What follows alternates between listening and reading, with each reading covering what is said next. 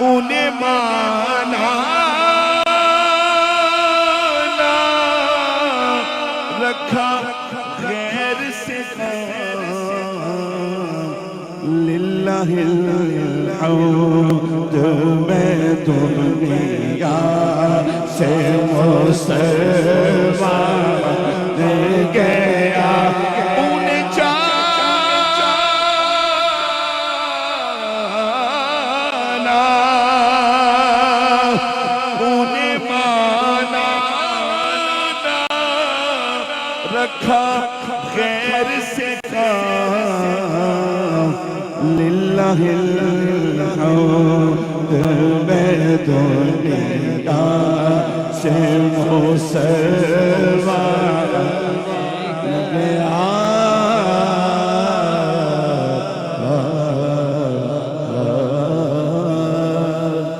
ان دو اشعار پہ حاضری ختم کرتا ہوں. حضور امام علی مقام کی بارگاہ میں حکم ہوا ہے کہ یہ دو اشعار پڑھیں گے. آئیے ہم سب حضور کی آل کے غلام ہیں اور ان کا صدقہ کھاتے ہیں. پشتوں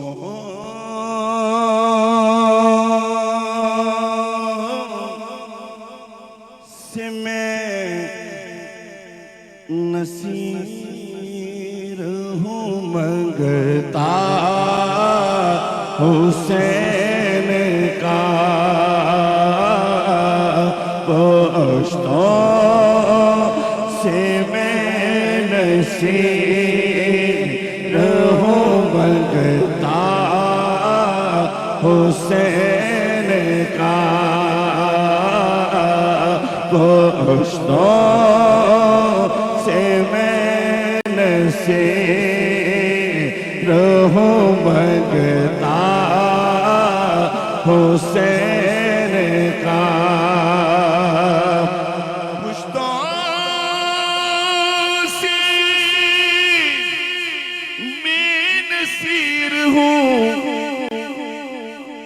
منگتا حسین کا ورثے میں نے پایا ہے صدقہ حسین کا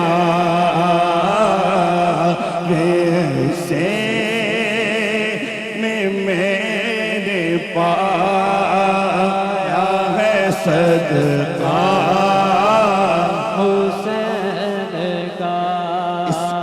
ثبوت دے دیا اصغر کی جنگ نے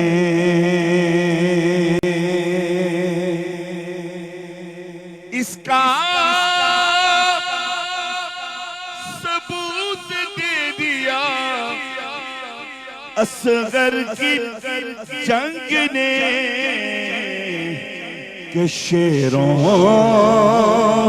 کا شیر ہوتا ہے بچہ حسین کا شیروں کا شیر ہوتا ہے بچہ حسین کا شیروں شیر ہوتا ہے بچہ حسین کا پشتوں سے میں نصیر ہوں منگتا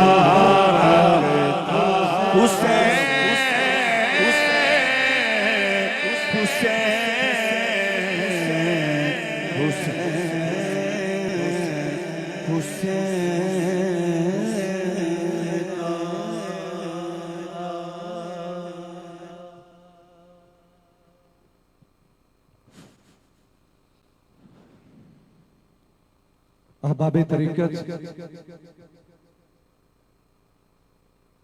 تلاوت صحیفہ انقلاب قرآن حکیم کے لیے بسعادت و احترام ملتمس و ملتجی ہوں بحضور صاحبزادہ حامد رضا مصطفی صاحب. تلاوت قرآن حکیم کے لیے دعوت دے رہا ہوں جناب حامد رضا مصطفی صاحب۔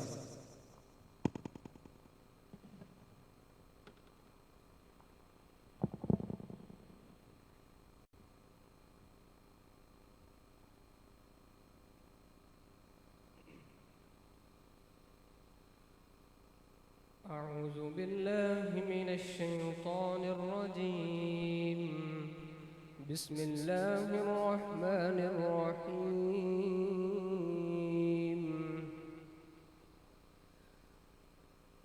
الرحمن علم القرآن خلق الإنسان علمه البيان.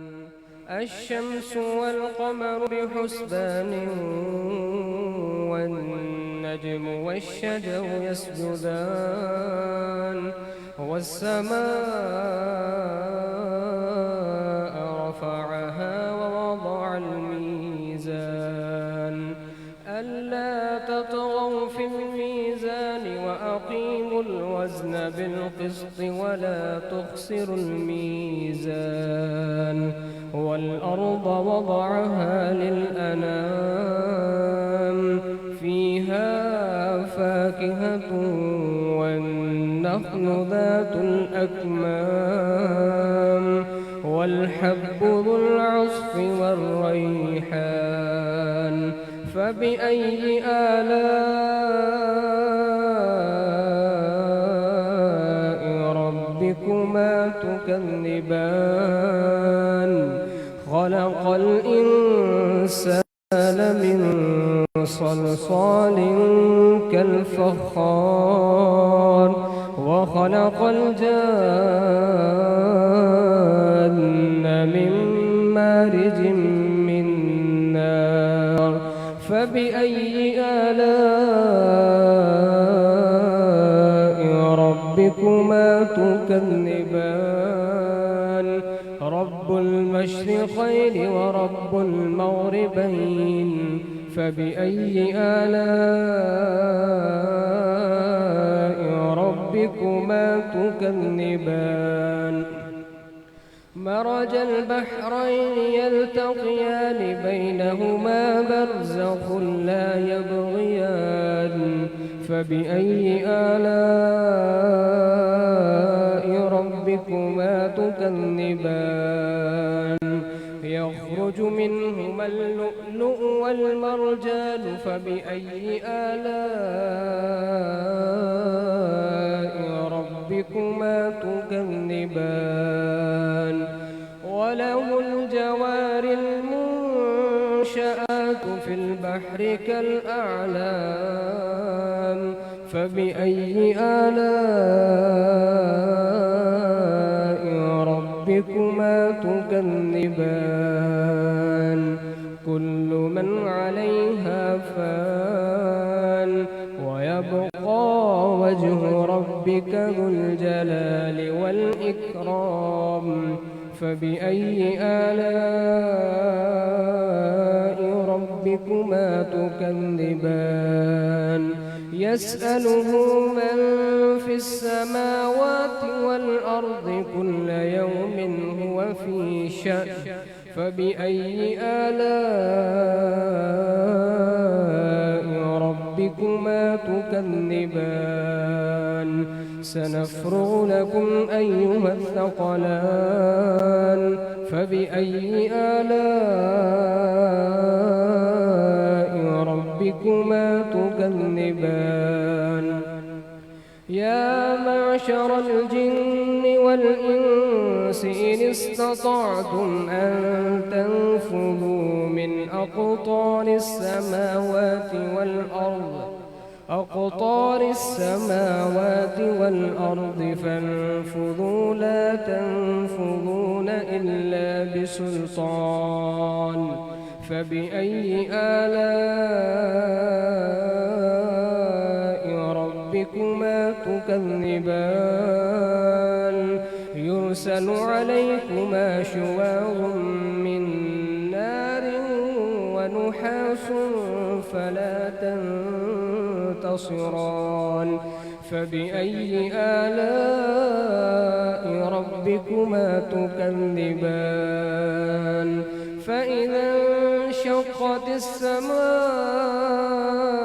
فكانت وردة كالدهان فبأي آلاء ربكما تكذبان فيومئذ لا يسأل عن ذنبه إنس ولا جان فبأي آلاء ربكما تكذبان يعرف المجرمون بسيماهم فيؤخذ بالنواصي والأقدام فبأي آلاء ربكما تكذبان هذه جهنم التي يكذب بها المجرمون يطوفون بينها وبين حميم آن فبأي آلاء ربكما تكذبان ولمن خاف مقام ربه جنتان فبأي آلاء ربكما تكذبان ذواتا أفنان فبأي آلاء ربكما تكذبان فيهما عينان تجريان فبأي آلاء ربكما تكذبان فيهما من كل فاكهة زوجان فبأي آلاء ربكما تكذبان متكئين على فرش بطائنها من استبرق وجنى الجنتين دان فبأي آلاء ربكما تكذبان فيهن قاصرات الطرف لم يطمثهن إنس قبلهم ولا جان فبأي آلاء ربكما تكذبان كأنهن الياقوت والمرجان فبأي آلاء ربكما تكذبان هل جزاء الإحسان إلا الإحسان فبأي آلاء ربكما تكذبان ومن دونهما جنتان فبأي آلاء ربكما تكذبان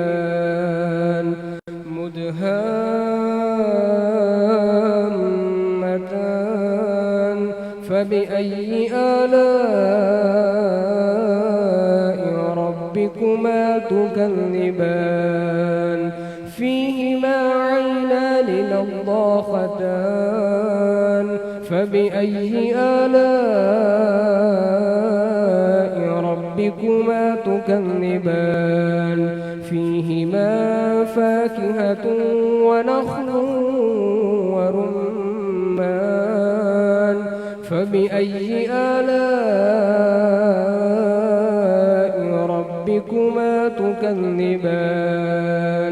فيهن خيرات حسان فبأي آلاء ربكما تكذبان حور مقصورات في الخيام فبأي آلاء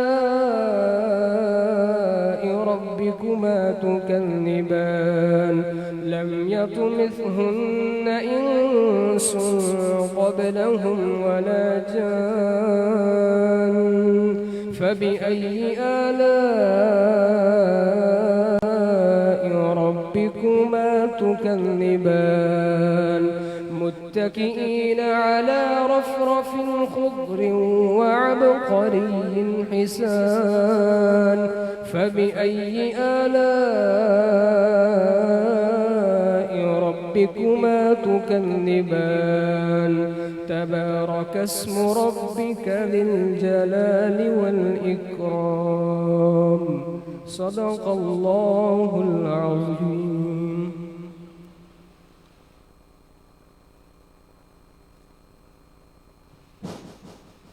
ماشاءاللہ احباب طریقت دعوت خطاب بصدد محترام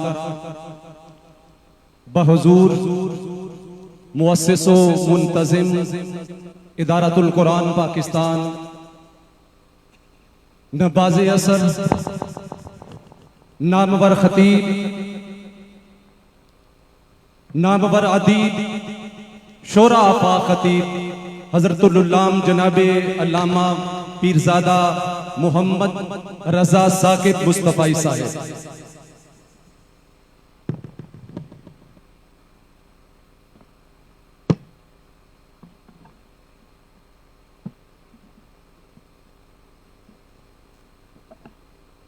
السلام علیکم ورحمۃ اللہ وبرکاتہ. الحمد لولیہ والصلاة والسلام علی نبی وآلہ وصحبہ وبارک وسلم. قال اللہ تعالی وتبارک فی شان حبیبہ مخبرا وآمرا ان اللہ وملائکتہ یصلون علی النبی یا ایہا الذین آمنوا صلوا علیہ وسلموا تسلیما. اللہم صلی علی سیدنا و مولانا محمد معدن الجود والکرم صلاۃ و سلاما علیک یا سیدی یا رسول اللہ وعلی آلک و اصحابک یا حبیب اللہ. حمد و تعریف و توصیف اللہ جل مجدہ الکریم کی ذات بابرکات کے لیے، رسول رحمت شفیع معظم نبی محتشم حضور ختمی المرتبت اللہ کے پیارے امت کے سہارے رب کے محبوب دانائے غیوب مالک رقاب امم فخر عرب و عجم والی کون و مکان سیاہ لا مکان سید انس و جاں سرور لالا رخاں نیر تاباں سرنشین مہوشاں ماہ خوباں شہنشاہ حسینہ تتمہ دوراں سرخیل زہرہ جمالاں جلوہ صبح ازل نور ذات لم یزل باعث تکوین عالم فخر آدم و بن آدم نیر بطحا رازدار ما اوہا شاہد ما طغا صاحب علم نشرہ معصوم آمنہ احمد مجتبیٰ حضرت محمد مصطفیٰ صلی اللہ علیہ وآلہ وسلم کے حضور ناز میں اپنی عقیدتوں ارادتوں اور محبتوں کا خراج پیش کرنے کے بعد صدر مجلس حاضہ نبیرہ حضرت شاہ لاسانی عالی مرتبت حضرت قبلہ پیر سید کرامت علی حسین شاہ صاحب زیدہ مجدہ علمہ عملہ عمرہ و شرفہ دیگر صاحب زادگان سادات کرام ذی وقار علماء مشائخ یاران طریقت السلام علیکم ورحمۃ اللہ وبرکاتہ. تقریب عرس میں حاضری کا شرف جہاں آپ کے لیے سعادتوں اور برکتوں کا ذریعہ ہے، وہاں میرے لیے بھی بہت بڑا اعزاز اور روحانی برکات کے حصول کا ذریعہ ہے۔ اللہ اس آستان رحمت کو قیامت تک آباد رکھے۔ اس سے پھوٹتی ہوئی ضیائیں، روشنیاں اور اجالے حضور علیہ السلام کی امت کے لیے عقیدوں کی صحت، اعمال کی خوبصورتی اور صحیح معنوں میں امت کی نہضت کی ضامن ٹھہرے۔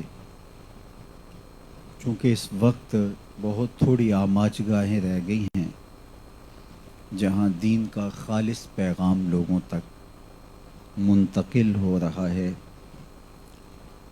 بہت ساری چیزیں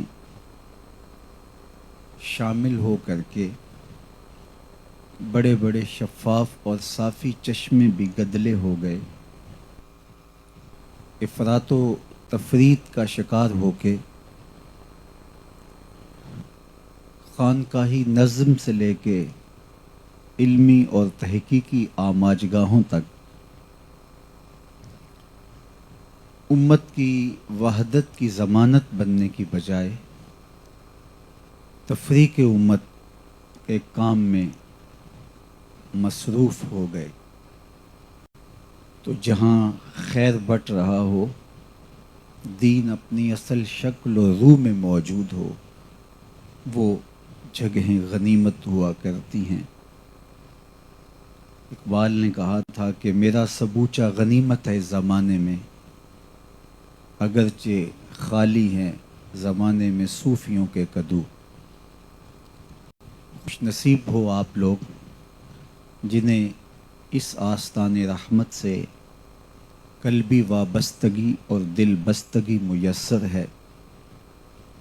میں کدے میں آنے والوں میں کدا مت چھوڑنا، جینے مرنے کا مزہ کچھ ہے تو میں خانے میں ہے۔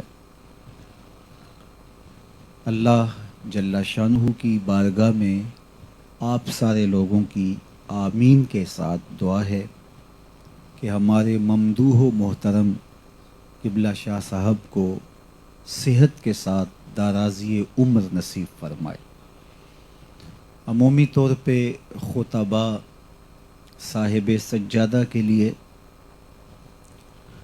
بہت القابات استعمال کرنے کا مزاج رکھتے ہیں۔ میرا اگرچہ یہ مزاج نہیں ہے، اور اگر میں یہاں کچھ کہنا چاہوں تو وہ مبالغہ بھی نہیں ہوگا، لیکن دوستی کا، ارادت کا، محبت کا جو گہرا ربط ہے، تو میں اگر کچھ کہوں گا تو شاید اتنا مناسب بھی نہیں ہوگا، لیکن دعا کا در تو کھلا ہے، اور میں بارگاہ عزتی میں بار دیگر ان کی صحت کے لیے، خیریت و عافیت کے لیے، اور جس عظیم راستے کے یہ مسافر ہیں، اعتدال کی جن راہوں پہ گامزن ہیں، اور تربیت کا جو نظم قائم کیے ہوئے ہیں، اپنے سالکین کے ساتھ محبت کا جو ربط و رشتہ رکھتے ہیں، اور ان کی تربیت کے لیے بزرگوں سے آئے ہوئے اسلوب تربیت کو ملحوظ رکھے ہوئے قدم بقدم آگے بڑھ رہے ہیں۔ تو کہا تھا حافظ شیرازی نے، حیاتش جاویدانش دے کہ حسن جاویداں دارد۔ باقی کہنا تو وہ بھی حافظ شیرازی کے لہجے میں کہ جمال یار مستغنیست،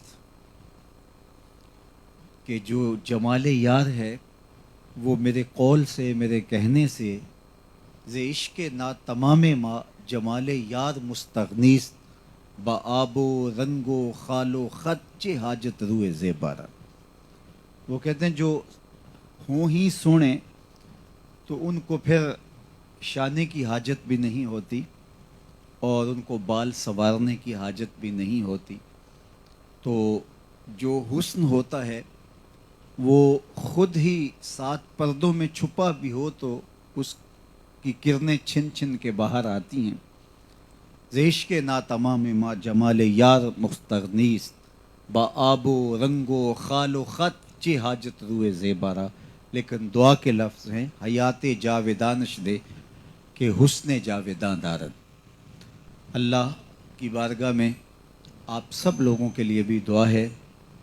آج جس دور سے ہم گزر رہے ہیں، ایک طرف اگر کامل شیوخ کا ملنا ناممکن تو نہیں، مشکل ہو گیا ہے، دوسری طرف عوام کا معیار بھی عجیب و غریب ٹھہرا، اور قربان جائیں ان کے معیار پہ کہ وہ ایسے لوگوں سے ارادت کا رشتہ قائم کر بیٹھتے ہیں جسے مرشد کہنا تو بڑی دور کی بات ہے، وہ ایک اچھے اور مناسب انسان بھی نہیں ہوتے. تو میں آپ کو مبارکباد دینے کے بعد اپنے مضمون کی طرف بڑھوں گا، جو آج کی اس گفتگو کے لیے میرے دل اور دماغ میں چل رہا ہے. اسلام ایک کامل، اکمل اور مکمل ضابطہ حیات ہے، اور انسانیت کے لیے رشد و ہدایت کا جو نظم ہمارے دین نے ہمیں دیا ہے، اور جو اسلوب تربیت عطا کیا ہے، اور جس طرح کے عقائد، نظریات، اعمال اور دیگر ہمارے نظریے اور ہماری عملی قوت کی بہتری کے لیے فراہم کیے ہیں، اس میں ہر جگہ پہ اعتدال کا حسن جھلکتا ہوا دکھائی دیتا ہے. کوئی بھی چیز جب اعتدال سے ہٹ جاتی ہے تو اپنی افادیت کھو دیتی ہے. دل کی دھڑکن اگر تیز ہو جائے یا اس کی رفتار سست ہو جائے تو دونوں صورتیں بیماری کی ہیں. نظم بدن تبھی قائم رہتا ہے جب دل متوازن ہو، باقی اعضائے بدنیاں اور باقی جسم کی جو ضروریات ہیں ساری چیزیں متوازی اور متوازن چل رہی ہوں تو پھر اس کو صحت کہا جاتا ہے. لیکن کوئی چیز مطلوبہ ضرورت سے کم ہو تو اسے بھی بیماری کہا جاتا ہے. مطلوبہ ضرورت سے زیادہ ہو جانا بھی مناسب نہیں ہوتا. ہماری بدنی زندگی سے لے کر کے روحانی زندگی تک، ہمارے نظریات سے لے کر ہمارے اعمال تک، ہمارے طرز معاشرت سے لے کر انداز حیات تک، ہر جگہ توازن کا حسن برقرار رہے تو زندگی اور ہمارا سب کچھ خوبصورت دکھائی دیتا ہے. توازن ختم نہیں ہوا تو نظم خراب نہیں ہوا. تو آئیے ہمیں ہمارے دین نے تمام امور حیات میں توازن کا درس دیا ہے. یہود اور نصارہ نے افراط و تفریط کی راہوں کو اختیار کر کے تباہی اور بربادی کا راستہ اختیار کر لیا. یہود نے کہا کہ ہم 40 دن تک اپنے بڑوں کے کیے ہوئے جرم کی وجہ سے، جو انہوں نے بچھڑے کو پوجا، جہنم کی آگ میں جائیں گے. لن تمسنا النار الا ایاما معدودہ. انہوں نے کہا کہ 40 دن ہمیں آگ میں جانا ہوگا، اور وہ آگ میں جانے کا سبب ہمارے بزرگوں کے کیے ہوئے گناہوں کی پاداش ہے، جو انہوں نے 40 دن تک جب حضرت موسیٰ علیہ السلام کوہ طور پہ گئے اور انہوں نے بچھڑے کی پوجا کی، تو جرم انہوں نے کیا تو سزا اس کی ہم بھی کاٹنا ہوگی، ہمیں بھی اس کی سزا بھگتنا پڑے گی. یہ یہود کا نظریہ ٹھہرا. اب عیسائیوں نے کیا کہا؟ انہوں نے کہا کہ ہمارے نبی حضرت عیسیٰ علیہ السلام بغیر کسی جرم اور بغیر کسی گناہ کے پھانسی چڑھا دیے گئے، صلیب پہ لٹکا دیے گئے. یہ ان کا نظریہ ہے، ان کا خیال ہے. قرآن مجید نے اس کی نفی کی ہے. یہود اور عیسائی آپس میں مخالف رہے ہیں شروع سے، اور یہود نے حضرت عیسیٰ علیہ السلام کو قتل کرنے کی سازش کی، اور ایک شخص جہاں حضرت عیسیٰ علیہ السلام رہائش پذیر تھے وہاں داخل کیا، اور کافی دیر انتظار کرنے کے بعد خود جب دیواریں پھلانگ کے وہاں پہنچے تو وہاں ایک ہی شخص کو پایا اور اسے سولی چڑھا دیا، اور اپنے ذوم کے مطابق یہ سمجھا کہ ہم نے حضرت عیسیٰ علیہ السلام کو سولی چڑھا دیا۔ لیکن اس سوال کا جواب ان سے آج تک بن نہیں پایا، یہ معمہ ہے ان کے لیے جو کبھی حل نہیں ہوا، کہ اگر ہم نے صلیب پہ چڑھایا حضرت عیسیٰ علیہ السلام کو تو جو شخص ہم نے خود ان کے مکان میں اتارا تھا وہ کدھر گیا، اور اگر ہم نے اسے سولی پہ چڑھا دیا ہے تو پھر حضرت عیسیٰ علیہ السلام کدھر گئے۔ تو یہ حضرت عیسیٰ علیہ السلام کی عظمت اور رفت کو بیان کرتے ہوئے اس معاملے کو قرآن نے بیان کیا۔ ما قتلوہ وما صلبوہ وما قتلوہ، ان کو قتل بھی نہیں کیا گیا اور ان کو سولی بھی نہیں چڑھایا گیا، بلکہ اللہ تعالیٰ نے ان کو آسمان پہ اٹھا لیا۔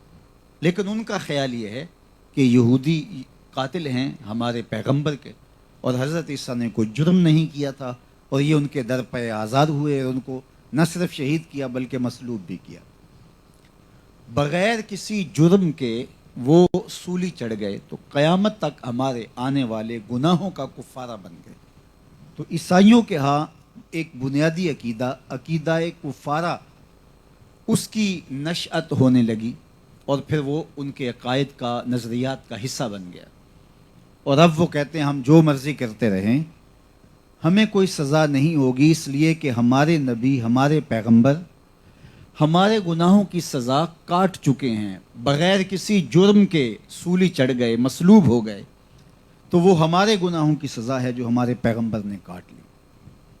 تو یہودیوں کا نظریہ یہ کہ جو ہمارے بڑوں نے جرم کیے اس کی سزا ہم کاٹیں گے، اور ان کا نظریہ یہ کہ جو ہم جرم کر رہے ہیں، کرنے جا رہے ہیں، ہمارے بعد میں آنے والے کریں گے، ان کی سزا ہمارے پیغمبر پہلے کاٹ چکے ہیں۔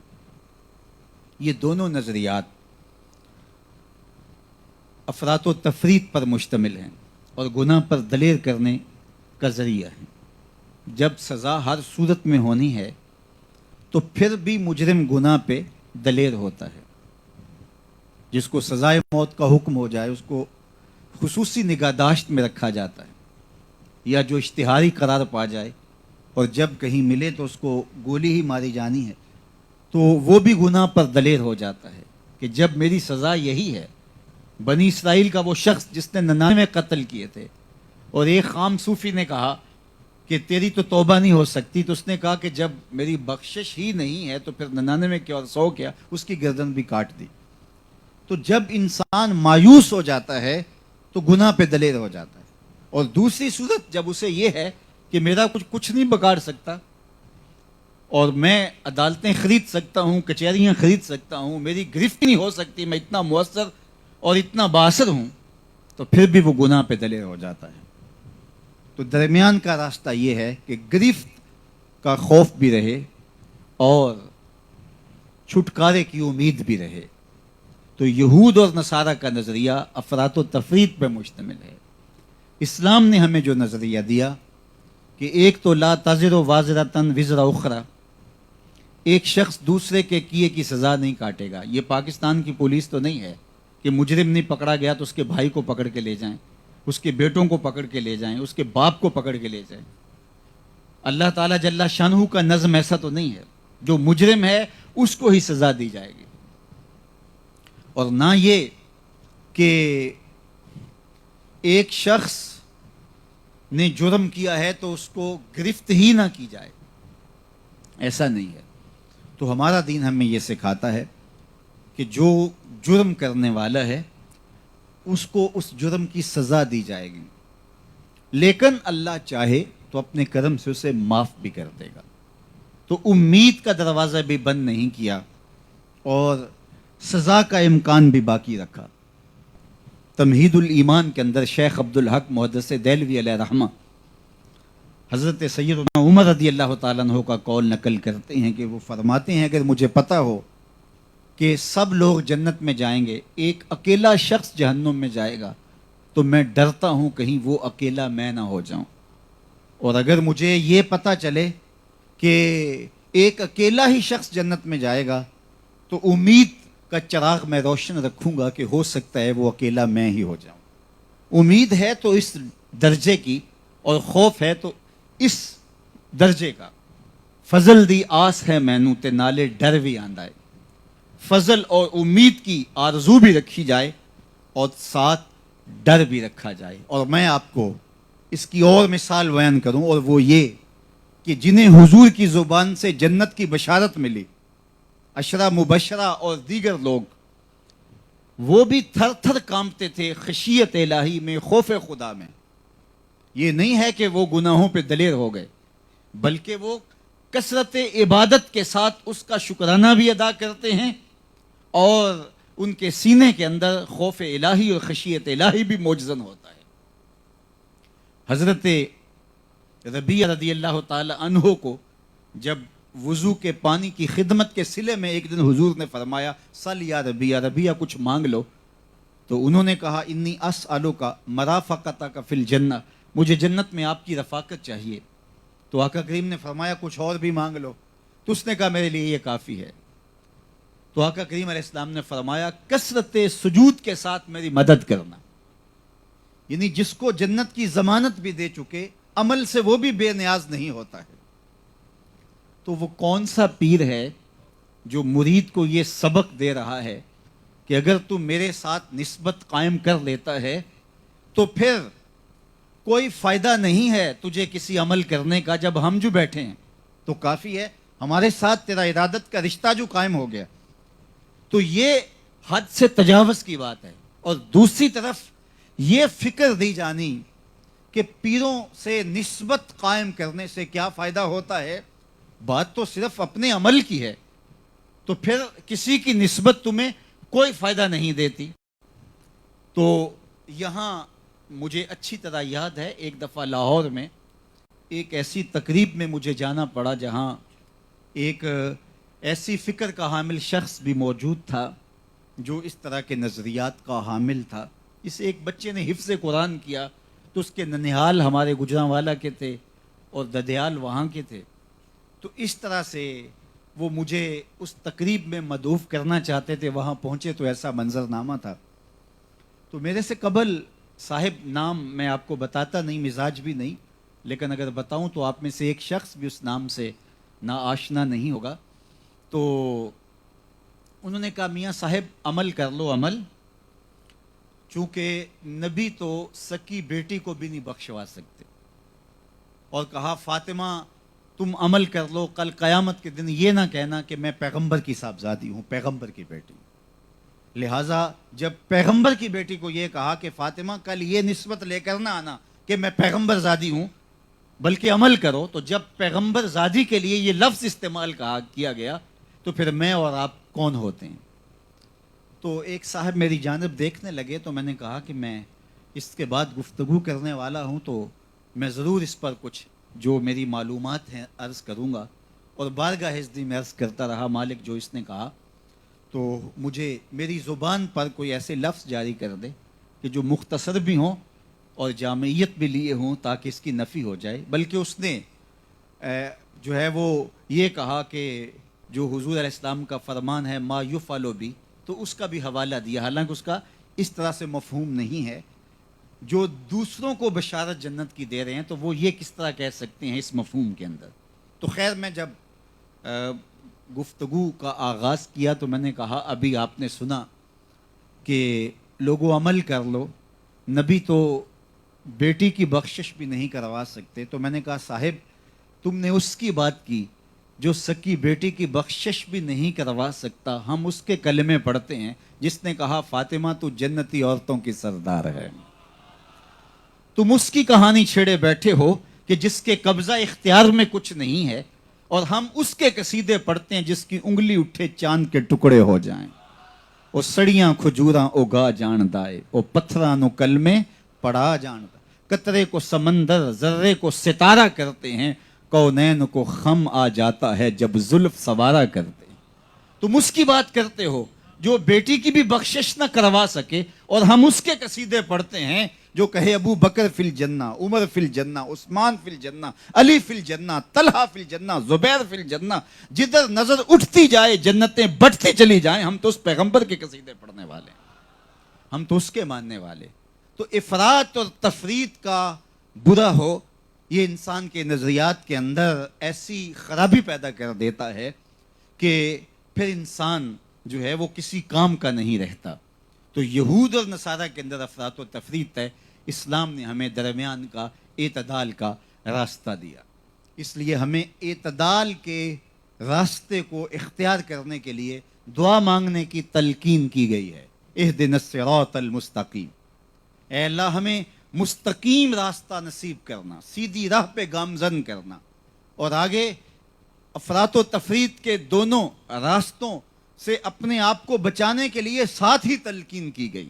صراط الذین انعمت علیہم غیر المغضوب علیہم ولا الضالین، کہا گیا ان کا راستہ جن پر تیرا انعام ہوا. یہ ہیں وہ لوگ. اچھا انعام تو دنیا داروں پہ بھی ہوا جنہوں مال و دولت دیا گیا. کہا کہ انعام بھی ہوا ہو اور تیرا غضب بھی نہ ہوا ہو. دنیا دار فرعون، نمرود، حامان کے اوپر دنیاوی اعتبار سے تو انعامات کی بارش ہو گئی، لیکن غضب بھی ہوا. کہا انعام بھی ہوا ہو لیکن غضب اور قہر بھی نازل نہ ہوا.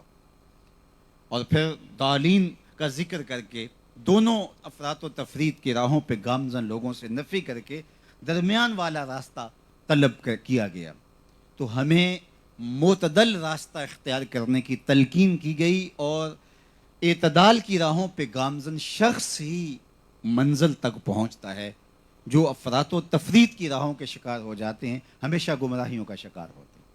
عقائد کے اندر، نظریات کے اندر، اعمال کے اندر، ہر معاملے میں ہمیں اعتدال کی راہوں پر ہی گامزن رہنے کی تلقین کی گئی ہے.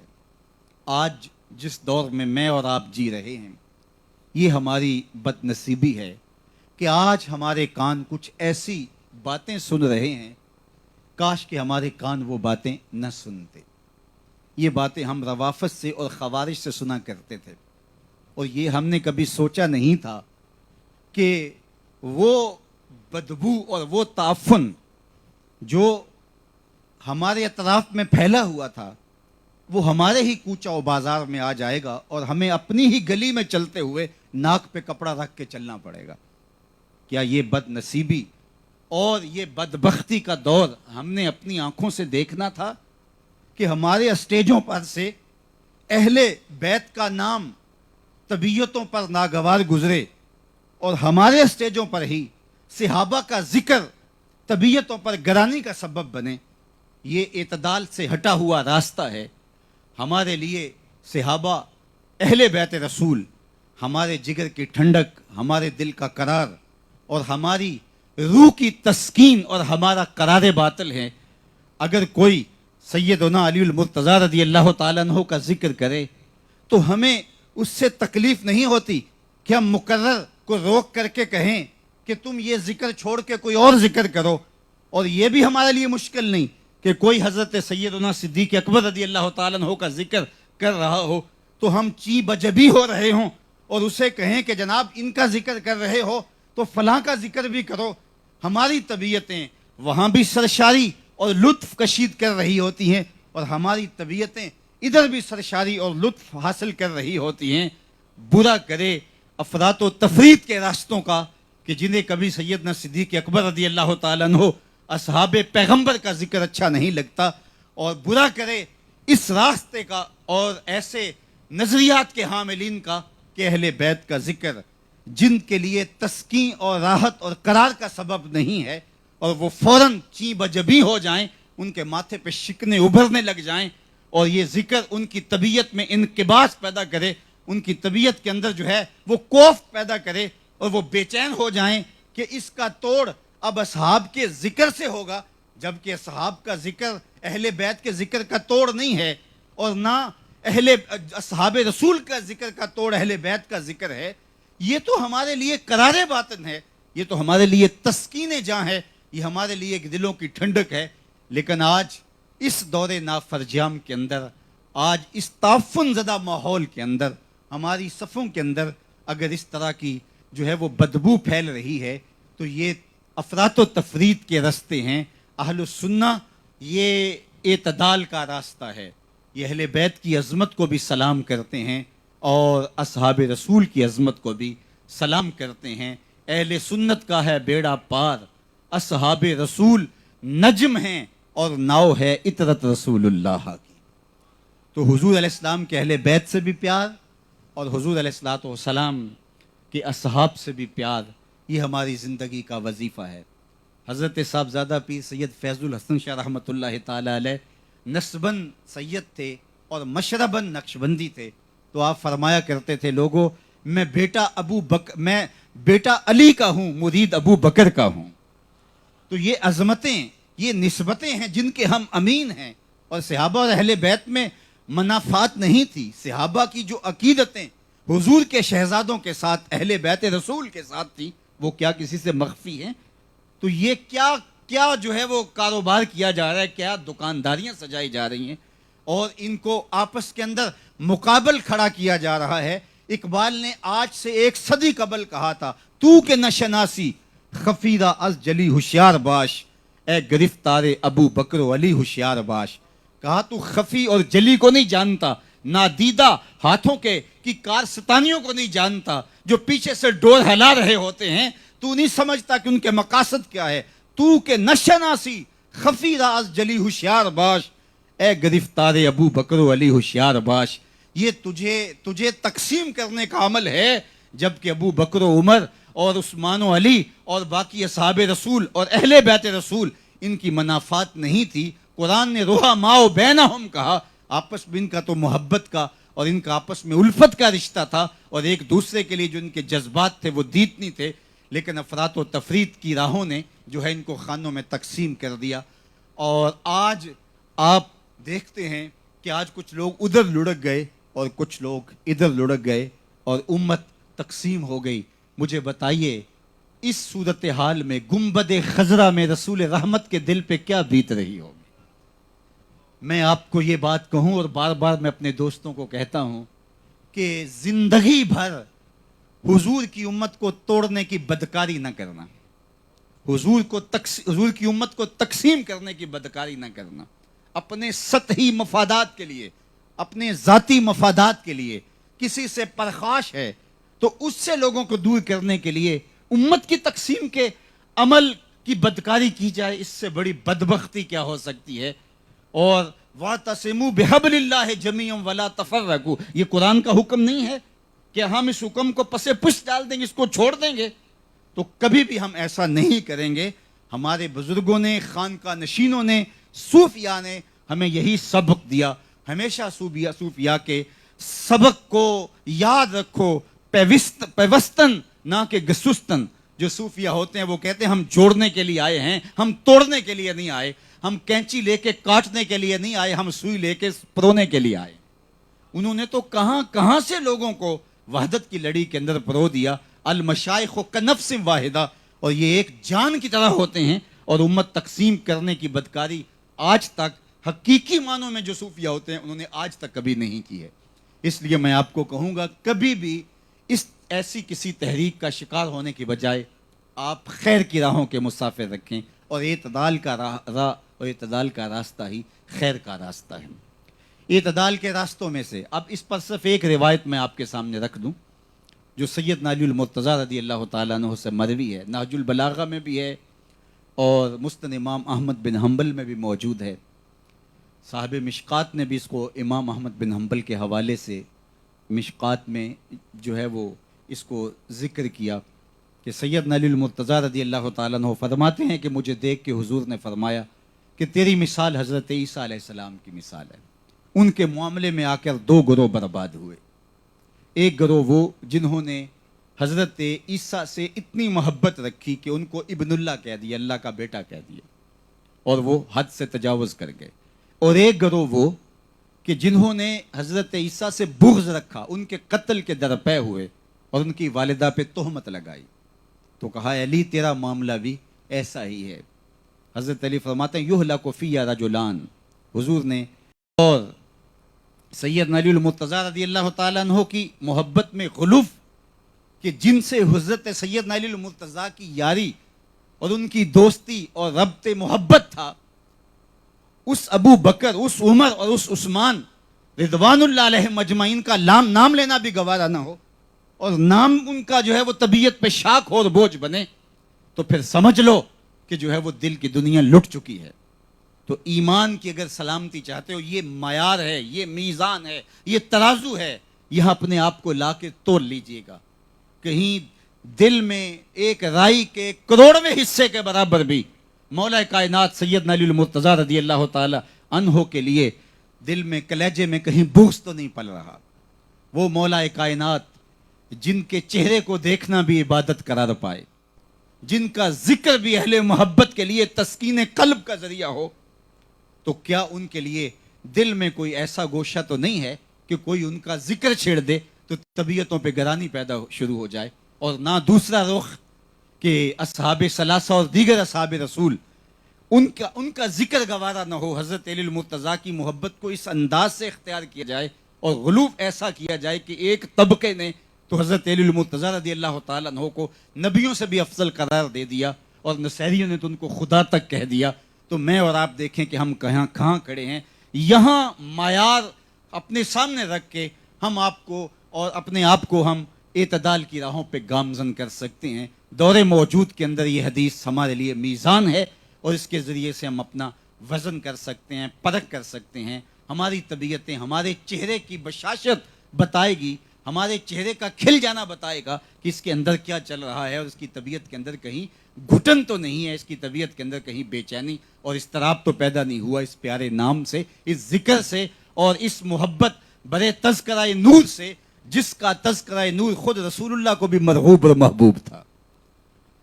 اچھا، اس حوالے سے اگر میں اپنی گفتگو کو اور اپنے مضمون کو آگے لے جانا چاہوں تو اعتدال کے حوالے سے بہت ساری چیزیں ہیں جس سے ہمارا معاشرہ یا افراط میں مبتلا ہے یا تفریط میں مبتلا ہے۔ ان میں سے میں دیکھتا ہوں ایک چیز امن اور جنگ کے حوالے سے۔ امن مقصود شریعت ہے اور اسلامی معاشرت کی ضرورت ہی نہیں، جد و جہد کا نتیجہ اور ثمرہ ہے کہ امن قائم ہو۔ پائیدار امن قائم کرنے کے لیے جنگ اگر ناگزیر ہو جائے تو شریعت اسلامیہ نے ہمیں اس کی اجازت مرحمت فرمائی ہے۔ تو یہ دو چیزیں ہیں جو ہمیں اچھی طرح سے سمجھ لینی چاہیے۔ وہ اس طرح کہ اللہ کے محبوب علیہ السلام نے فرمایا کہ لا تتمنوا العدو، تم کبھی بھی جو ہے وہ ملاقات عدو، دشمن سے ملاقات کی تمنا اور آرزو نہ کرو۔ کبھی یہ تمنا نہ کرو کہ میری دشمن سے ملاقات ہو، لڑائی ہو۔ جنگ سے اپنے آپ کو جتنا بچانا ممکن ہو اس قدر اپنے آپ کو بچانا چاہیے۔ اس طرح بیماری کی کبھی آرزو نہ کرو، بیماری کی کبھی تمنا نہ کرو، لیکن تمہارے اوپر اگر بیماری آ جائے تو پھر صبر کرو۔ اس لیے تمہیں دشمن سے پالا پڑ جائے، تمہاری سرحدات پر کوئی حملہ کر دے اور جو ہے وہ تمہارے اوپر کوئی حملہ آور ہو جائے، تو پھر اس کے بعد استقامت کے ساتھ تمہیں لڑنے کی تلقین کی گئی ہے۔ پھر پیٹھ پھیر کر کے بھاگنا یہ کبائر میں شامل کیا گیا ہے۔ بڑے گناہوں میں سے ایک گناہ جنگ سے بھاگنا ہے، لیکن یہ بات کبھی بھی فراموش نہیں کرنی چاہیے کہ جنگ بھی امن کے حصول کے لیے لڑی جاتی ہے تاکہ پائیدار امن قائم ہو جائے۔ اگر امن میسر ہے، امن موجود ہے، تو پھر جنگ کی، دشمن کی آرزو بھی نہیں کرنی چاہیے۔ اور اگر ایسا ہو کہ جنگ ناگزیر ہو جائے تو پھر قیام امن تک جنگ کرنی چاہیے۔ جب قیام امن نصیب ہو تو پھر اس کے بعد جنگ کو پھر روک دینا ہے۔ تو پھر مقصود کیا ہوا؟ قیام امن۔ اگر وہ پہلے سے میسر ہے تو جنگ کی ضرورت نہیں ہے، اور اگر جنگ ناگزیر ہو گئی تو قیام امن تک جنگ ہے۔ جب امن قائم ہو جائے تو پھر اس کے بعد جنگ نہیں ہے۔ علماء نے لکھا فی نفس ہی جو جنگ ہے یہ قبح ہے، لیکن اس کو حسن کیوں قرار دیا گیا؟ اس لیے کہ یہ الائے کلمت الحق کے لیے کی جاتی ہے، تو اس لیے یہ حسن ہے۔ یعنی حسن لذاتے ہی نہیں ہے، حسن لغیرے ہی ہے، یعنی کسی اور مقصد کے لیے اس میں خوبصورتی آئی، کیونکہ اس میں خون بہتا ہے، انسانوں کا قتل ہوتا ہے، لہٰذا جنگ کی آرزو کبھی نہ کی جائے، لیکن اگر نوبت آ جائے تو پھر استقامت کے ساتھ کھڑا ہوا جائے۔ اب یہ ایک الگ مسئلہ ہے کہ اس کی شرائط کیا ہیں۔ اگر وہ شرائط پائی جائیں، ورنہ ہر شخص اٹھ کے جہاد کا اعلان کر دے تو نتیجہ فساد فی الارض کی صورت کے اندر ظاہر ہوگا، جس طرح کہ ماضی کے اندر ہوا۔ ماضی کے اندر پھر وہ جنگ جو تھی جس کو جہاد کے نام سے شروع کیا گیا، وہ دہشت گردی میں تبدیل ہوئی، اور پھر انسانی سروں سے فٹ بال بھی کھیلے گئے، اور قبروں میں سے مردے نکال کر کے اس کو چوراہوں اور چوکوں کے اندر لٹکایا گیا۔ اور اس کا منطقی نتیجہ کیا ہوا؟ لوگ جہاد کے نام سے گریزاں ہونے لگے، حالانکہ جہاد اسلام کا چھٹا رکن ہے، اسلام کی چوٹی ہے۔ تو اس کی غلط تشریح کی وجہ سے نتیجہ کیا برآمد ہوا؟ تو یہ ایک بہت اہم مسئلہ ہے۔ جب ہلاکو خان اور چنگیز خان اور اس کی دیگر فوجیں مسلمانوں پر حملہ آور تھیں، تو ایک چنگیز خان کا پوتا کلیج خان غالباً وہ کھڑا ہے وہاں چائنا میں، اور اس نے اپنی وہاں حکومت قائم کر لی، اور اس نے مختلف مذاہب کے لوگوں کو بلا کر کے کہا کہ میں تمام ادیان کی بنیادی تعلیمات سمجھنا چاہتا ہوں، اور اس کا رجحان اسلام کی طرف تھا۔ تو مختلف لوگوں نے آ کے اپنے اپنے مذہب کے بارے میں بتایا، تو کچھ علماء کو بلایا، تو اس نے ایک سوال کیا جو اس کے جو مشیر تھے انہوں نے دیا ہوا تھا اسے، کہ اسلام میں یہ تم جو کہتے ہو کہ ہر ایک کو قتل کر دیا جائے گا، تو اس کے بارے میں تمہارا کیا موقف ہے؟ تو اس نے کہا ہمارا دین ہمیں یہی کہتا ہے کہ کافروں کو قتل کر دو اور ان کو چھوڑو نا۔ تو کہا کہ پھر آپ ہمیں قتل کیوں نہیں کر رہے؟ تو ان علماء نے کہا کہ چونکہ ہمارے پاس طاقت نہیں ہے، قوت نہ ہونے کی وجہ سے ہم کچھ کرنے سے قاصر ہیں، اور اگر ہمارے پاس طاقت اور قوت ہوتی تو ہم یقیناً قرآن مجید کی تعلیمات پہ عمل پیرا ہوتے۔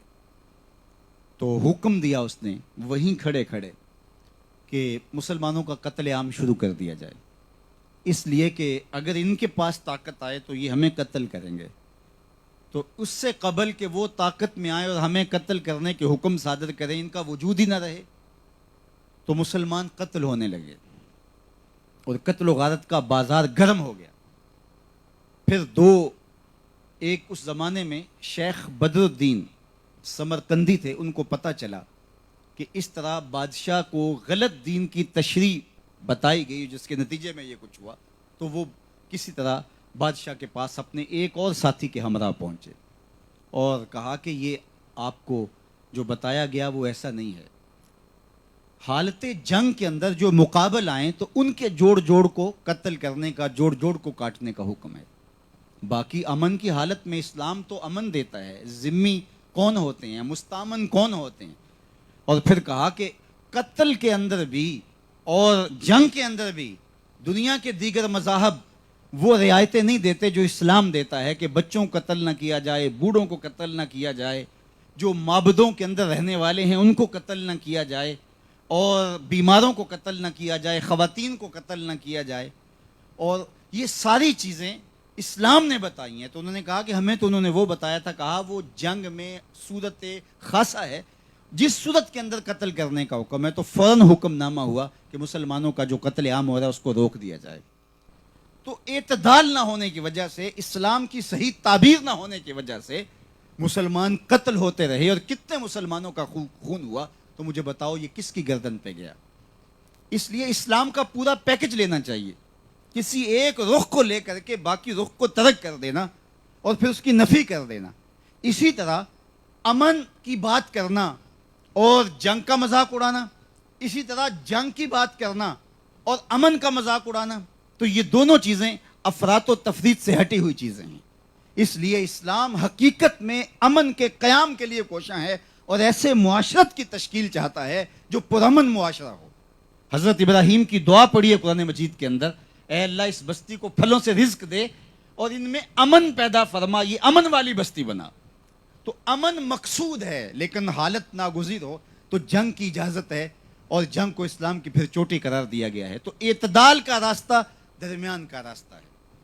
اس حوالے سے ایک بات میں اور بھی عرض کرنا چاہوں گا، اور وہ یہ کہ آج ہمارے ہاں بہت سارے امور کے اندر جو اعتدال سے چیزیں ہٹ گئی ہیں اور افراط و تفریط کا ہم لوگ شکار ہو گئے ہیں اور اپنی زندگیوں کے اندر وہ نظم قائم نہیں رکھ پا رہے، تو وہ ہمارے اندر شفاعت کا عقیدہ اس طرح سے راسخ کر گیا ہے کہ جس طرح ہم جو مرضی کرتے رہیں تو بس حضور علیہ السلام شفاعت کریں گے اور ہم بخشے جائیں گے اور ہماری مغفرت ہوگی۔ اس میں کوئی شک نہیں کہ اللہ کے محبوب شفاعت فرمائیں گے، شفاعتی لأہل الکبائر من امتی، اس میں کوئی شک نہیں ہے۔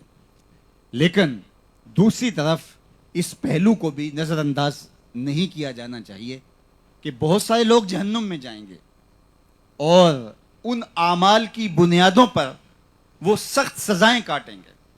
مجاہرین کے بارے میں کہا جو اعلانیہ گناہ کرتے ہیں، تو کہا کہ جو ہے وہ ان کی معافی نہیں ہے۔ پھر فرمایا جس نے میری سنت سے منہ پھیرا میں ان کی شفاعت نہیں کروں گا۔ اور مجھے بتاؤ اگر حضور کسی کی شفاعت نہیں کرتے تو اس کے لیے کوئی نجات کا راستہ باقی بچتا ہے؟ تو اب یہ عقیدہ اس طرح سے کہ اس کے ایک ہی پہلو کو بیان کر دینا اور دوسرے پہلو کو نظر انداز کر دینا لوگوں کو جو ہے وہ دلیر کر دیتا ہے۔ اللہ اکبر۔ اس حوالے سے یہ بات ذہن نشین رکھیے گا کہ ہمیں اپنے اعمال کے ساتھ، اچھے اعمال کے ساتھ اللہ کی قربت اور اللہ کی رضا جوئی کے لیے کوشاں ہو جانا چاہیے، اور آقا کریم علیہ السلام کی شفاعت، اس کی امید اپنے ساتھ جوڑے رکھنی چاہیے۔ ہمارے اعمال سے ہمیں نجات نہیں ملے گی اگر اللہ کی رحمت خاص ہمیں نصیب نہیں ہوگی اور رسول اللہ کی شفاعت نصیب نہیں ہوگی، اور دوسری طرف ہم عمل سے بے نیاز ہو جائیں اور ہم اسی پہ بھروسہ کر لیں، اسی پہ تکیہ کر لیں، تو وہ اللہ کے محبوب علیہ السلام نے ایک موقع پر جب صحابہ کی بخشش و مغفرت کی اور بعد میں آنے والے لوگوں کی بخشش و مغفرت کی نوید سنائی، تو راوی کہتا ہے حضور میں یہ بات لوگوں تک بتا دوں؟ تو آقا کریم نے فرمایا کہ نہیں، لوگ پھر اسی پہ تکیہ کر لیں گے، لوگ اسی پہ بھروسہ کر لیں گے۔ اس لیے اعتدال کا راستہ یہ ہے کہ ہم اس کی امید بھی رکھیں اور ساتھ جو ہے وہ ہم اللہ کی گرفت اور اس کی پکڑ سے ڈرتے بھی رہیں۔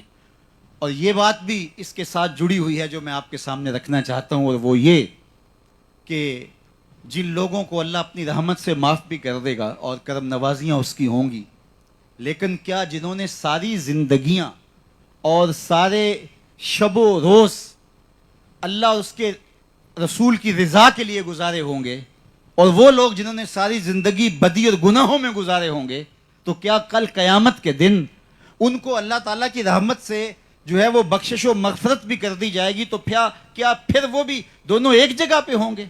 آفا نجعل المسلمین کالمجرمین، اللہ قرآن مجید میں ارشاد فرماتا ہے کیا مجرمین اور مسلمین دونوں ایک طرح کے ہوں گے؟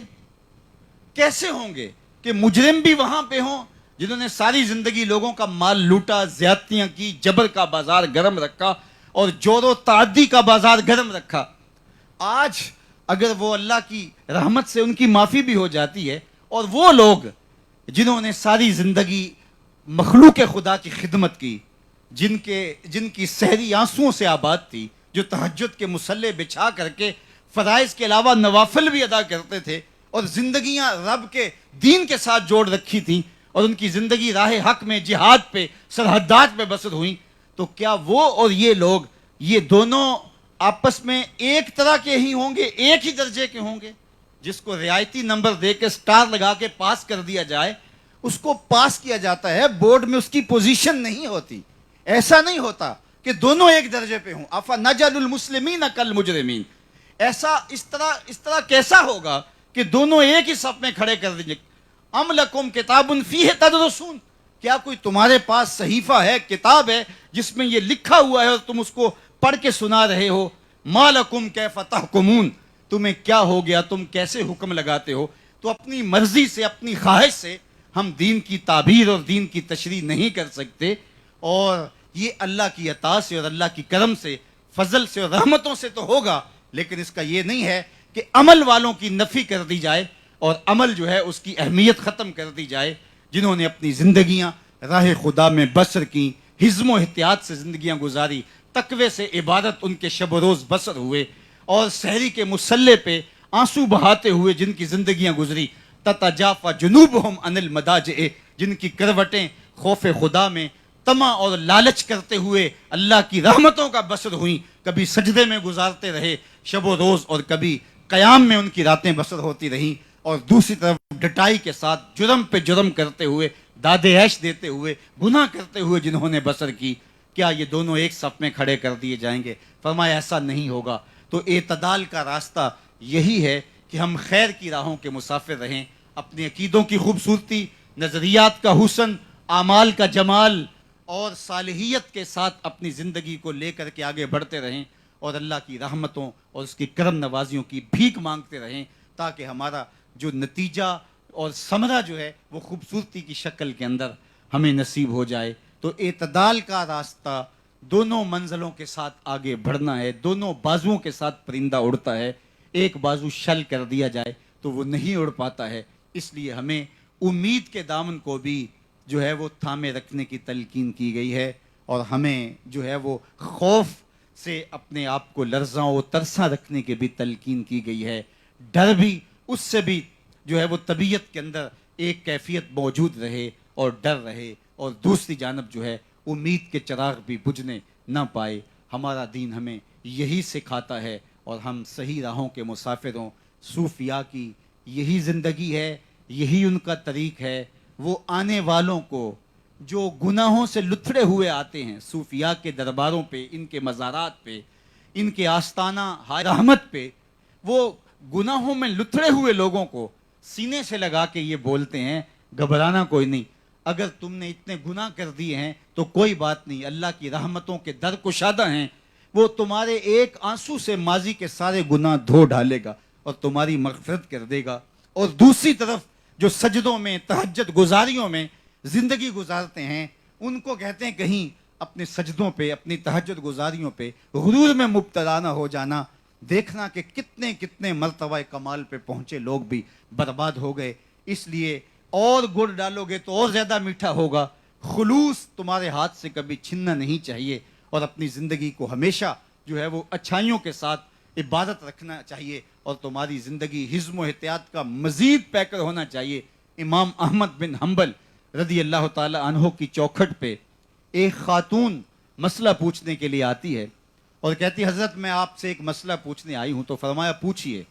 اس نے کہا مجھے بتائیے کہ میں سود کاٹتی ہوں اور سود کاٹ کے جا کے بازار میں فروخت کرتی ہوں، اور کبھی ایسا ہوتا ہے کہ رات کو بادشاہ کی سواری گزرتی ہے، اور بادشاہ جب گزرتا ہے تو اس کے ساتھ سونے کی شمع لیے خادم آگے آگے چل رہے ہوتے ہیں، تو دیر تک ماحول میں روشنی پھیلی رہتی ہے.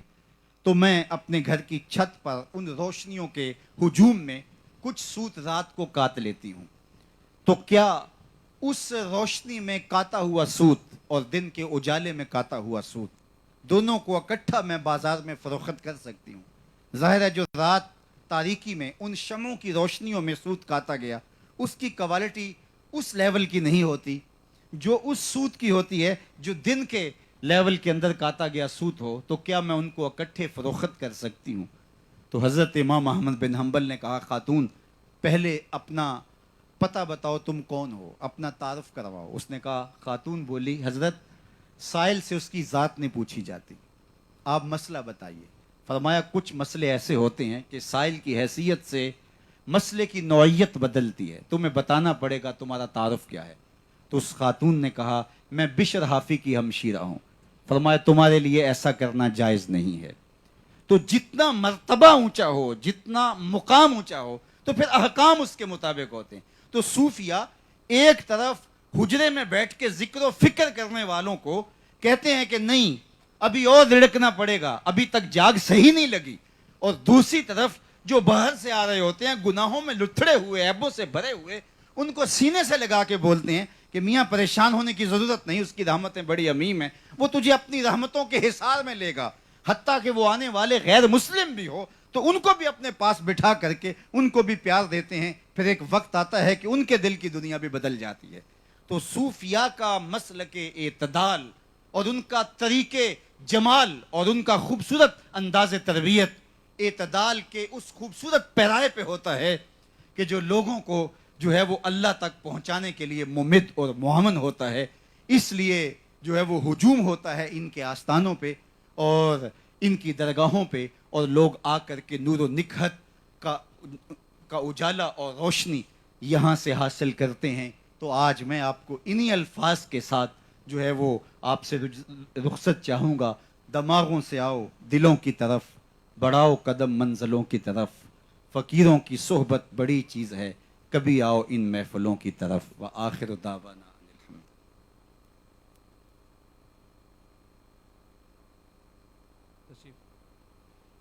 جی تشریف رکھیں تمام دوست, برائے کرم تشریف رکھیں. ابھی مجلس برخاست نہیں ہوئی, تمام دوست جو ہے وہ اپنی نشستوں پر تشریف رکھیں. ابھی ہم گفتگو سماعت فرما رہے تھے عالمی مبلغ اسلام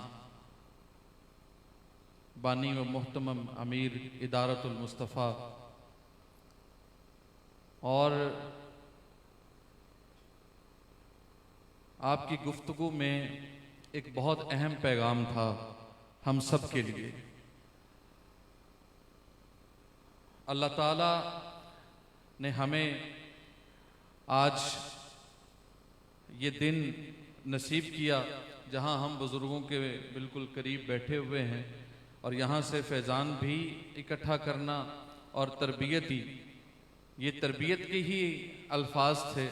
تو اللہ تعالیٰ ہمیں یہاں سے جو ملے تربیت اس کو اپنانے کی اور اس کے مطابق اپنی زندگیاں گزارنے کی توفیق عطا فرمائے. تشریف رکھیں تمام دوست, تشریف رکھیں. جہاں جہاں جگہ ملتی ہے پلیز بیٹھ جائیں. مہمان جو سٹیج پر بیٹھے ہیں ان کو مت دیکھیں, ابھی مجلس برخاست نہیں ہوئی. تمام دوست تشریف رکھیں. اور اقبال نے اسی پیغام کو کتنے خوبصورت الفاظ میں کہا تھا کہ وقت و حالات کا ہے کبھی فیصلہ, وقت و حالات کا ہے کبھی فیصلہ, اب بڑھانا پڑے گا ہمیں حوصلہ. ڈیرے ڈالے ہیں ہر سمت تفریق نے, حسرت و یاس و افرات و تفریط نے. میری گفتار سے مجھ کو لگتا ہے ڈر, میرے مولا مجھے صاحب کردار کر. ہمیں یہ باتیں سیکھ کر انہیں اپنی زندگیوں میں لاگو کرنا ہے, اور اس دور کی ایک بہت ہی اہم جہد کی طرف, ایک بہت بڑی مشکل کی طرف ہم سب کی توجہ دلائی گئی ہے. اللہ تعالیٰ ہمیں وہ نقطہ سمجھنے کی توفیق عطا فرمائے. میں خیر الامم فاؤنڈیشن پاکستان کی پوری جو تنظیم ہے, اس کی جتنی بھی کابینہ ہے, اور بالخصوص ہمارے منتظم اعلیٰ محتمم اعلیٰ, ان کی جانب سے حضرت صاحب کا تہ دل سے شکریہ ادا کرتا ہوں کہ انہوں نے اپنا قیمتی وقت ہمیں دیا, اور ان الفاظ کو جو ہمارے لیے انشاءاللہ سرمایہ بنیں گے وہ ہمیں عطا فرمایا. محترم سامعین, ہمارا خیر الامم فاؤنڈیشن پاکستان کا کیمپ یہیں سے بیٹھے ہوئے آپ تمام یہ احباب کو نظر آ رہا ہے. برائے کرم بیٹھ جائیں دوست, بیٹھ جائیں پلیز, بیٹھ جائیں. دیکھیں بات کو مانا کریں, یہ بہت ضروری ہوتی ہے. بیٹھ جائیں, جہاں جگہ ملتی ہے بیٹھ جائیں. خیر الامم فاؤنڈیشن پاکستان کا کیمپ آپ کو نظر آ رہا ہے, وہاں پر ہمارے تمام تر جو سینئر ممبرز ہیں وہ بیٹھے ہیں آپ کو گائیڈ کرنے کے لیے. اور میری آپ سب لوگوں سے گزارش ہے کہ وہاں پہ ضرور ہو کر جائیے گا. بالخصوص جو آج کا پیغام ہے وہ یہ ہے کہ ہمارا لسانی اسلامک کالج جو ہے, جس میں آئی کام اور ایف ایس سی, اس کے ابھی داخلے بھی جاری ہیں. اس حوالے سے پروفیسر ملک ابرار صاحب وہاں تشریف فرما ہیں. جو بھی دوست جو ہیں کہ ابھی بچوں نے داخلے لینے ہیں, تو جو دوست بھی یہ خواہش رکھتے ہیں کہ ان کے بچے, یا جو بچے خود خواہش رکھتے ہیں, وہ ضرور وہاں پر جائیں, ان کو وہاں سے انفارمیشن ملے گی. بارگاہ رسالت مآب صلی اللہ تعالیٰ علیہ وآلہ وسلم میں مدح سرائی کے لیے اب جس شخصیت کو التماس کر رہا ہوں, ہمارے ایوان میں بہت ہی خوبصورت شخصیت تشریف فرما ہیں, اور بڑے پرانے ساتھی بھی ہیں, بڑے اچھے مزاج کے مالک, اور بڑی ہی اچھی آواز کے مالک، یہ انشاءاللہ العزیز یہاں نعت رسول مقبول پڑھیں گے، اس کے ساتھ ہی انشاءاللہ سلام، اور اس کے بعد پھر اذان عصر ہو جائے گی۔ میری مراد جناب علامہ حافظ غلام دستگیر صاحب سے ہے، آپ سے التماس کرتا ہوں کہ مائک پر تشریف لائیں۔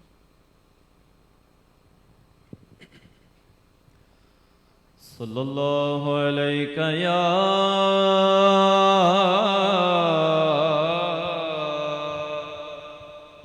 رسول اللہ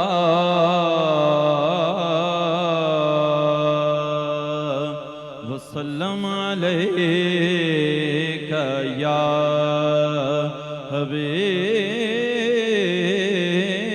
اللہ۔ کعبہ کے بدر الدجا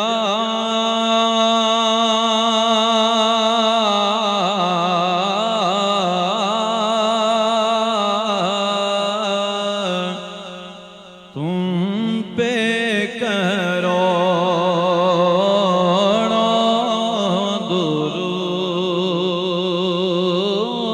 درود، طیبہ کے شمس الضحیٰ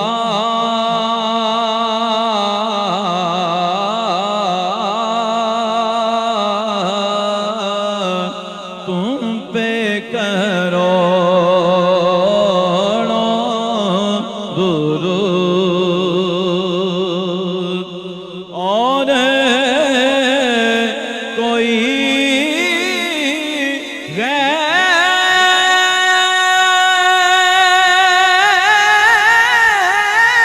کیا تم سے نہاں او بلا،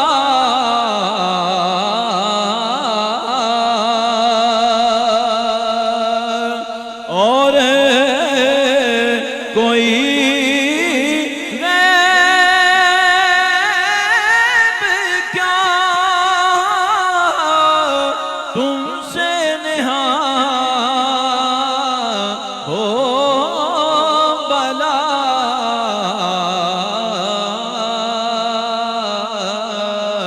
خود ہی خدا نہ چھپا تم پہ کروڑوں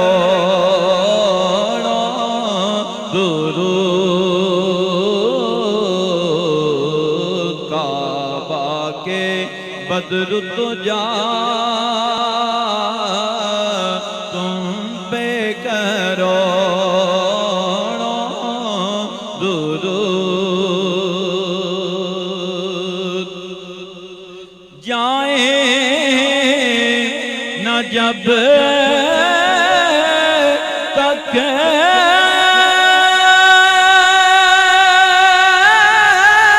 غلام خلد ہے سفر پہ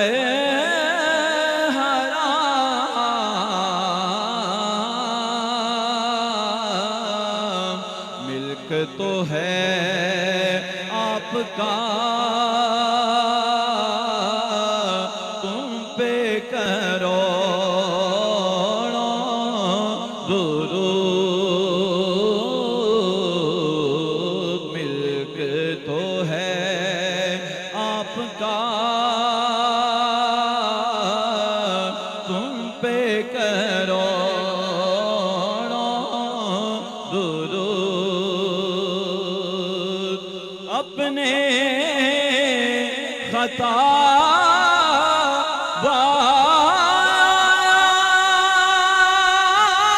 باروں کو اپنے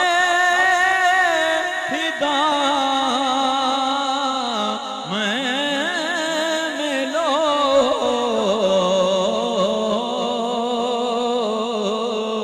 کون کرے یہ بلا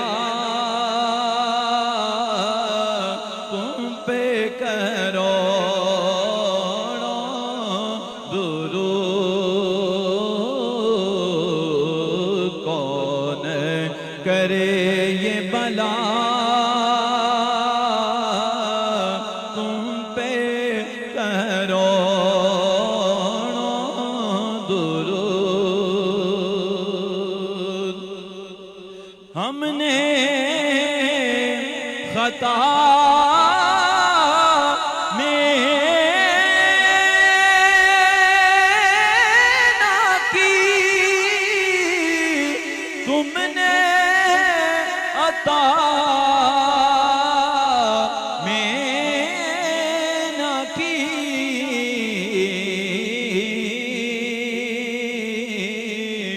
کوئی کمی سرورا تم پہ کروڑوں درود. کعبہ کے بدر تو جا تم پہ کروڑوں درود. مصطفیٰ نے رحمت پہ لاکھوں سلام، شمع بز میں ہدایت پہ لاکھوں سلام، شمع بز میں ہدایت پہ. وہ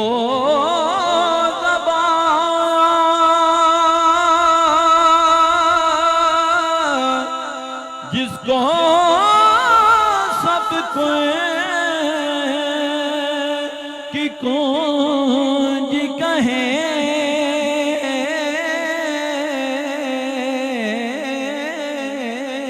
وہ زبان جس کو سب کی کنج کہیں، اس کی نافذ حکومت پہ لاکھوں سلام. مصطفیٰ جان رحمت پہ لاکھوں سلام، شمع بز میں ہدایت پہ لاکھوں سلام.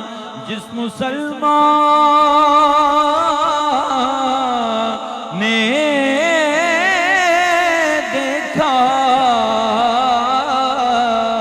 انہیں ایک نظر، جس مسلمان نے دیکھا انہیں ایک نظر، اس نظر کی بصارت پہ لاکھوں سلام. مصطفیٰ جان رحمت پہ لاکھوں سلام، شمع بز میں ہدایت پہ لاکھوں.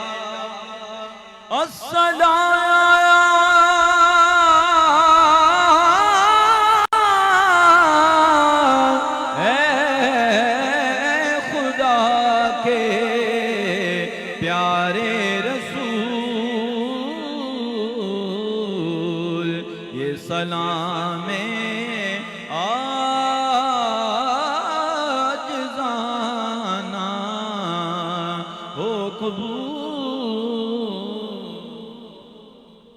تشریف رکھیں تمام دوست، تشریف رکھیں تمام دوست، تشریف رکھیں. اب آپ دائیں بائیں سے آنے کی کوشش کر رہے ہیں، براہ کرم صبر کا مظاہرہ کریں.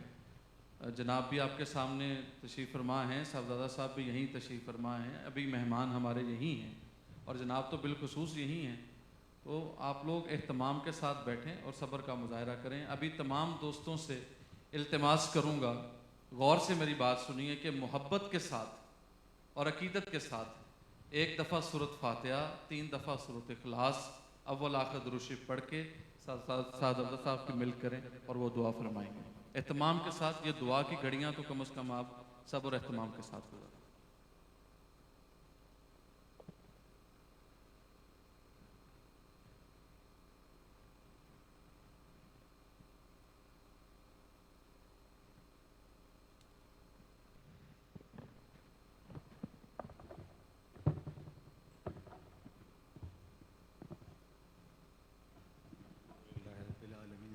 والسلام على أشرف الأنبياء والمرسلين اللهم ربنا تقبل منا إنك أنت السميع العليم وتب علينا إنك أنت التواب الرحيم.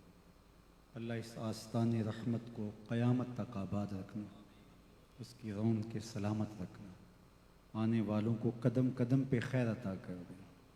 واپس گھروں میں پہنچنے سے پہلے اس اجتماع برکت، اجتماع رحمت، اجتماع نور کی برکتیں سب کے گھروں تک پہنچا دیں.